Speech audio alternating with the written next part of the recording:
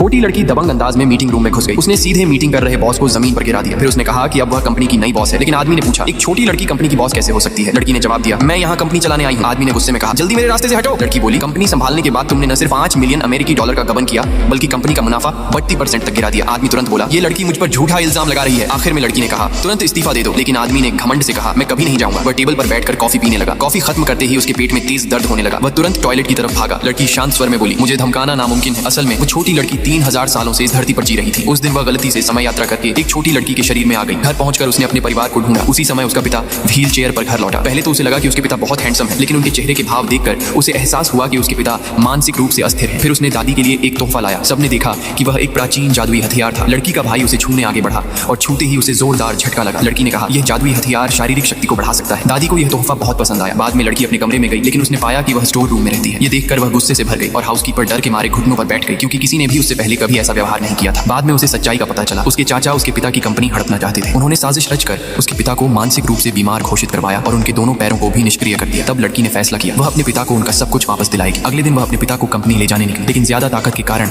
उसने कार का दरवाजे का हैंडल तोड़ दिया। उनके जाते ही चाचा ने यह खबर अपने छोटे भाई को दी थी। छोटे भाई ने तुरंत लोगों को उन्हें रोकने के लिए भेज दिया। कंपनी पहुंचने पर एक महिला ने जानबूझकर उन्हें रोकते हुए कहा, हमारे बॉस आपसे नहीं मिलेंगे। लड़की ने अपनी सुपर पावर से उसे जमीन पर गिरा दिया। आखिरकार वह अकेले मीटिंग रूम में घुस गई और वही दृश्य हुआ जो वीडियो की शुरुआत में दिखाया गया था।